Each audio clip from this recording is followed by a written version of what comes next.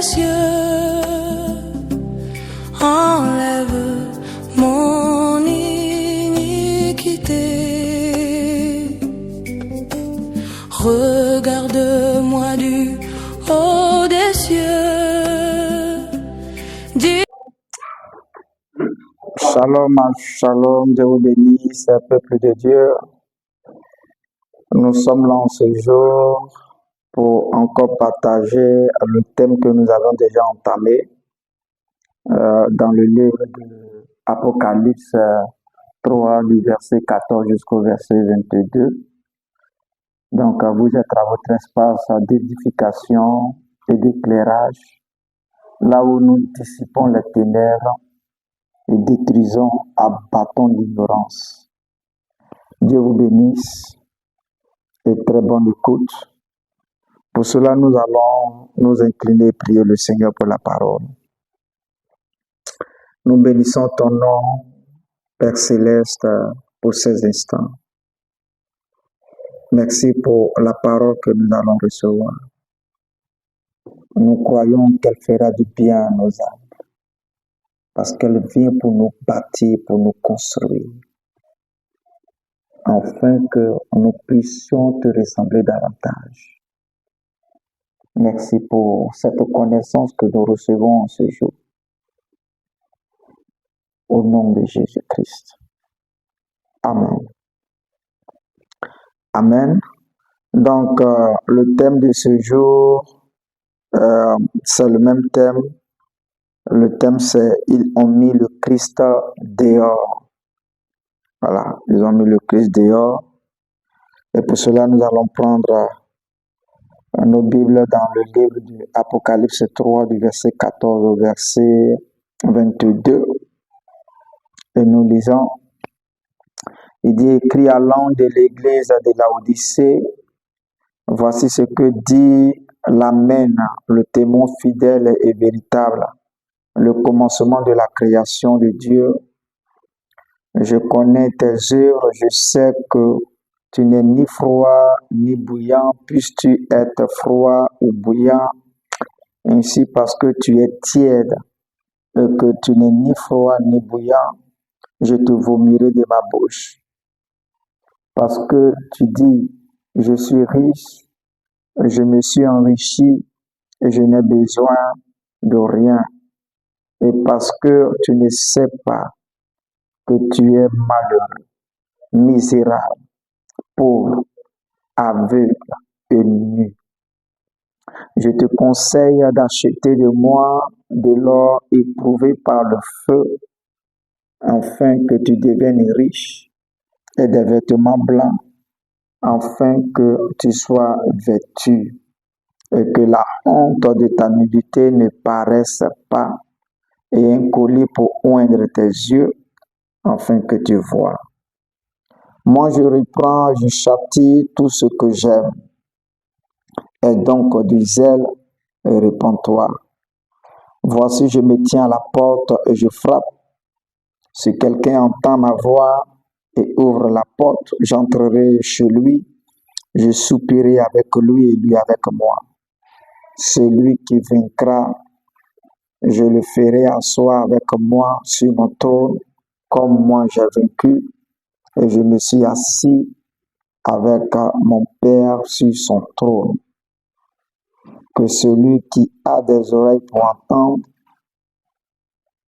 que celui qui a des oreilles entende ce que l'Esprit dit aux églises. Que le Seigneur ajoute des bénédictions à sa parole. Donc, nous allons prendre seulement aujourd'hui 2 versets. Voilà, le verset 15 et le verset 16, que je vais reprendre. Il dit, je connais tes œuvres. Je sais que tu n'es ni froid ni bouillant, puisses-tu être froid ou bouillant. Ainsi, parce que tu es tiède, je te vomirai. Et parce que tu es, je reprends le verset 16, ainsi, parce que tu es tiède et que tu n'es ni froid ni bouillant, je te vomirai de ma bouche. Amen. Voilà, donc ce sont ces 2 versets sur lesquels nous allons parler ce soir. Je vais être véritablement calme. Voilà. Donc, vous voyez, pourquoi est-ce que cette église a tiédi? Tout simplement parce que le prédicateur, le serviteur de Dieu sur cette assemblée-là, il a perdu la vision. Voilà. Il n'était pas centré sur Christ.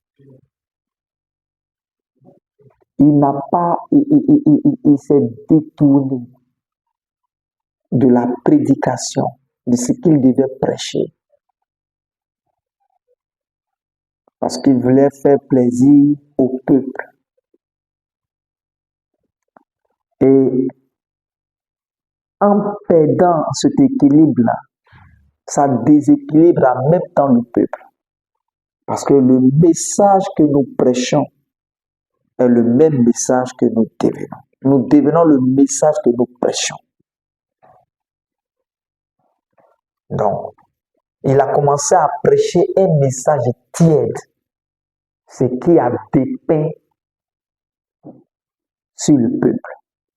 Et le peuple également a commencé à refroidir. Ici, ce n'est pas d'abord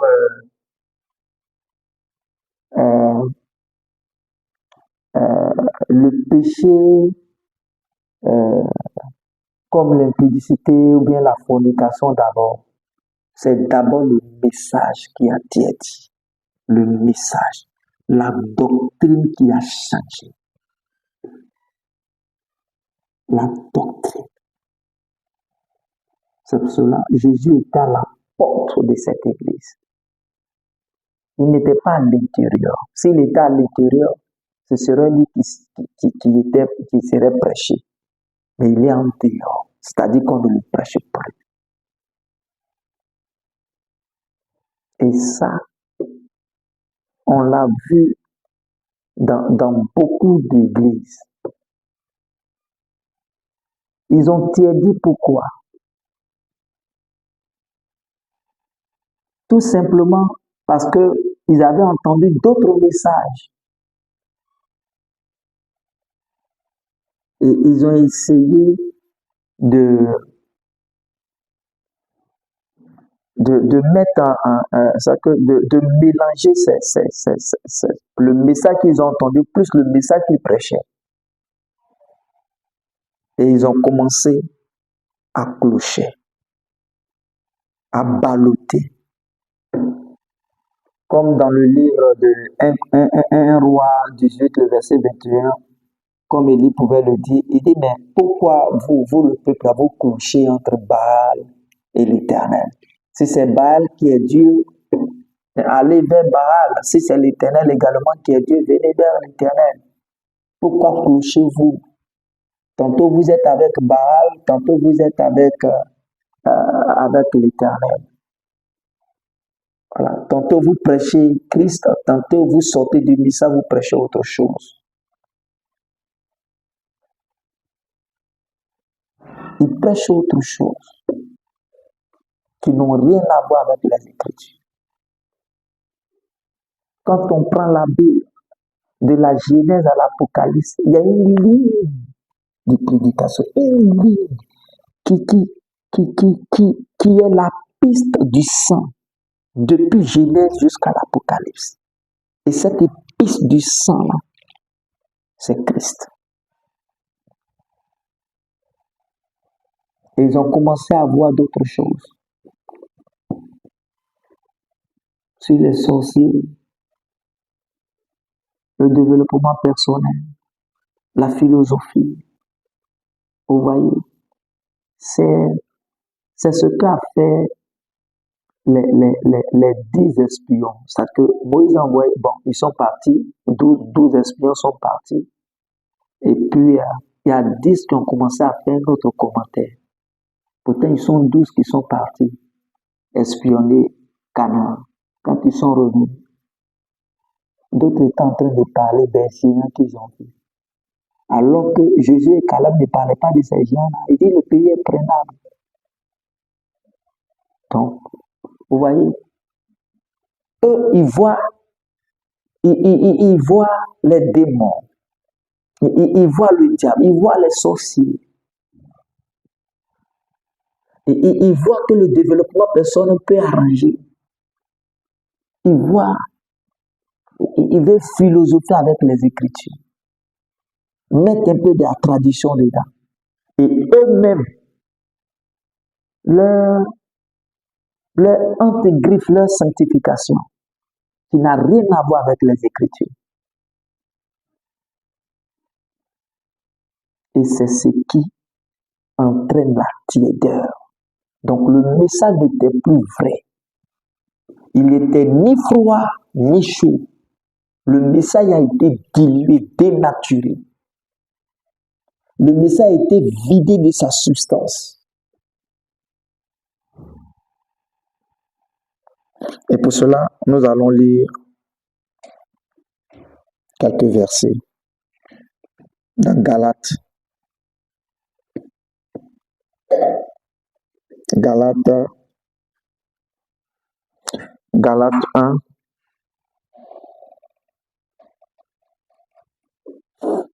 à partir du verset 6.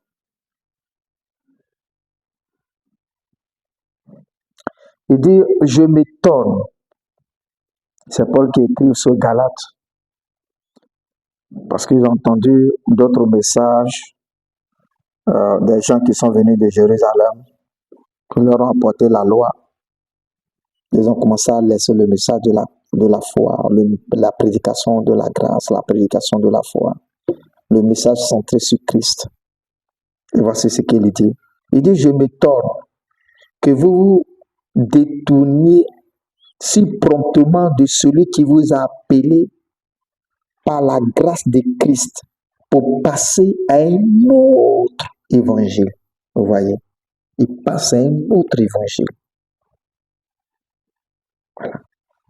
Ils sont en train de tiédir le message. Ils sont en train de tiédir le message. Et il continue au verset 7. Le message n'est plus pur. Et au verset 7, il dit, non pas qu'il y ait un autre évangile, mais il y a des gens qui vous troublent et qui veulent renverser l'évangile de Christ. Donc, ce message renverse l'évangile de Christ. Le message sur la sorcellerie renverse le message de Christ. La prédication sur le développement personnel renverse le message de Christ. La prédication avec des traditions, c'est-à-dire que nous-mêmes, notre propre sanctification que nous ajoutons renverse le message de Christ. Notre propre philosophie, essayer de voir comment est-ce que nous allons prêcher ce message, mais ce genre de versets. Nous entendons le sens des Écritures, dit le message. Alléluia. Et le message a été dilué. Il n'est plus chaud. Il est devenu tiède. Parce qu'ils ont mis de la froideur à l'intérieur. Bien-aimé, il y a un seul message. C'est Christ. Et ce seul message-là te donne un comportement de Christ. Parce que même si tu appliques la sanctification pour toi, que le message n'est pas le message de Christ, tu n'as pas la vie éternelle. Parce que ceux à qui Paul écrit aux gens de Galates, là, mais c'était pour appliquer leur sanctification, leur propre effort. On n'a pas dit de ne pas appliquer la sanctification, mais quand tu mets tes efforts au devant du message de Christ, mais tu as détruit, dénaturé toute la croix. Et c'est ça. Donc, Si nous prêchons ou bien nous essayons de vivre notre propre piété en rejetant le message de Christ, mais on est déchu de la grâce. Et vous pouvez lire tout le livre de Galates pour pouvoir le comprendre. C'est de ça qu'il est question. Alléluia. Nous allons continuer avec le livre, le verset 10. Le verset 10 de Galates 1, verset 10. Il dit, et maintenant, est-ce la faveur des hommes que je désire ou celle de Dieu? Vous voyez, en voulant faire peut-être du bien au peuple auquel le prédicateur est en face, c'est-à-dire que il veut être élevé, il veut se faire aimer, il veut chercher la faveur des hommes et non pas celle de Dieu. Il dit, et maintenant, est-ce la faveur des hommes que je désire ou celle de Dieu? Est-ce que je cherche à plaire aux hommes? Si je le plaisais encore aux hommes, je ne serais pas serviteur de Christ. Alléluia. Parce que ce message-là, Paul l'avait, il prêchait ce message-là que les autres ont apporté aux Galates. Il prêchait ce message. Et il disait qu'il vivait pieusement avec ce message. Mais quand il a rencontré Christ, c'est là qu'il a compris que le message en réalité était faux. Et qu'il fallait centrer le message sur Christ. Maintenant, après vivre sa piété. Alléluia.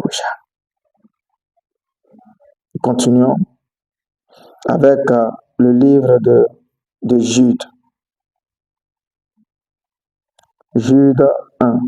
Bon, tout compte fait, c'est un seul livre. Jude, le verset 4. Il dit, car il s'est glissé parmi vous certains hommes dont la condamnation est écrite depuis longtemps, des impies qui changent la grâce de notre Dieu en dissolution. Ouais. Ils ont corrompu le message de la grâce et qui renie notre seul Maître et Seigneur Jésus-Christ. En laissant le message de Christ pour passer à d'autres messages, nous renions Christ sans nous en rendre compte. Même si nous avons un bon comportement, que le message n'est pas celui de Christ, ce bon comportement ne peut pas nous envoyer au paradis. Il faudrait garder le message de Christ. Et quand nous gardons le message de Christ, le Saint-Esprit demeure en nous et il nous fait marcher comme Christ. Parce que la finalité de chaque enfant de Dieu, c'est de devenir Christ. L'objectif de Dieu pour chacun de ses enfants, c'est que chacun de ses enfants devienne Christ. C'est pour ça, vers la fin, il dit, comme moi j'ai vécu. On a déjà prêché ce message la dernière fois. Comme moi j'ai vécu. Ceux qui vont vaincre aussi comme moi là vont s'asseoir sur mon trône. Comme moi j'ai vécu. Il dit, ce qu'il a prédestiné, ce qu'il a connu d'abord, il les a prédestinés à être à l'image de son Fils. Notre destinée, c'est déterminer Christ. C'est déterminer en Christ, c'est déterminer Christ. Donc, on ne doit pas balloter. On doit centrer le message sur Christ. pas sur autre chose. Si nous voulons regarder aux sorciers, si nous voulons regarder à d'autres choses, nous allons perdre le but.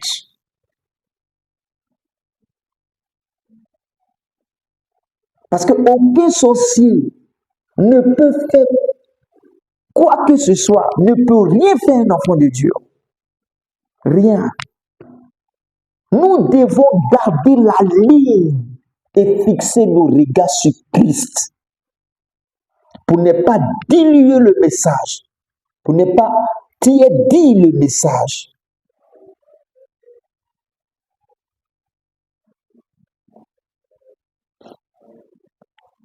Et je vais prendre un dernier verset, celui de Éphésiens. Éphésiens 4. Éphésiens 4 à partir du verset 19. On va parler de la dissolution. À dénaturer la parole.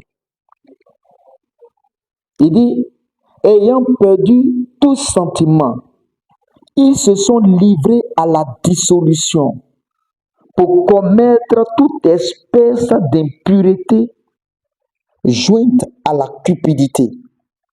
Parce qu'une fois que le message est dilué, un faux comportement va s'en suivre. Absolument. Nous ne sommes pas là pour le comportement parce qu'un enfant de Dieu, il vit Christ. Voilà. Le message, le message, si le message est dilué, si le message est dénaturé, mais le comportement sera dénaturé. Il dit, ayant perdu tout sentiment, ils se sont livrés à la dissolution pour commettre toute espèce d'impureté jointe à la cupidité. Mais vous, ce n'est pas ainsi que vous avez appris Christ. Vous avez appris Christ. Pas vous avez appris sorcier. Vous avez appris développement personnel. Vous avez appris philosophie. Vous avez appris tradition. Parce qu'il y a beaucoup qui prêchent la tradition. Donc, quand on vient à l'église, c'est pour apprendre Christ et Christ seul. Il a dit en Matthieu 7, il dit, ce n'est pas tous ceux qui vont crier Seigneur, Seigneur, qui vont hériter le royaume. Et il y en a d'autres qui sont allés travailler, un griffe pour le Seigneur. Il dit, Seigneur, mais on a prophétisé en ton nom, chassé les démons en ton nom. Mais il dit, je ne vous connais pas, ouvriers d'iniquité. Pourquoi ils ne les connaissaient pas? Pourquoi ils étaient uniques? Parce que la prédication n'était pas centrée sur Christ. Il dit, parce que vous n'avez pas bâti sur le roc. Mettre la parole, c'est que mettre la parole en pratique. Pratiquer la parole, c'est de bâtir sur le roc. Bâtir sur Christ et Christ seul. Pas sur autre chose. Pas sur autre chose. Pas sur le développement personnel. Bien aimé, c'est ce qui est courant. Ayez le discernement. Pas sur des messages de sorciers et de sorcières. Pas sur des traditions. Il dit qu'ils annulent. Jésus dit, mais vous annulez la parole de Dieu pour la remplacer par votre tradition. Parce que vous-même, vous voulez. Ça peut être bien moralement, mais dans le fond, c'est la mort. Demeurez en Christ. N'apportez pas de la dissolution dans ce message. Ne dénaturez pas le message. Demeurez sur le roc. Prêchez le roc. Jésus a été prêché tout le temps dans l'Ancien Testament. Il est venu en son temps, il s'est prêché lui-même. Il est parti, les disciples ont continué à le prêcher. Prêchez-le, vous le deviendrez. Vous deviendrez Christ. S'il vous plaît. Parce que si les serviteurs de Dieu laissent ce message, Jésus, quand il frappe à la porte, il s'adresse maintenant aux individus. Mais ce message-là, il l'a adressé à toute l'Église, mais surtout aux prédicateurs.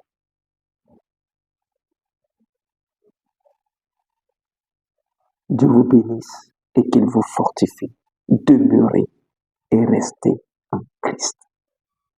Pratiquez la parole. C'est de bâti sur le roc. Le roc. Bâti sur le roc. Dieu vous bénisse. Au nom de Jésus-Christ. Amen.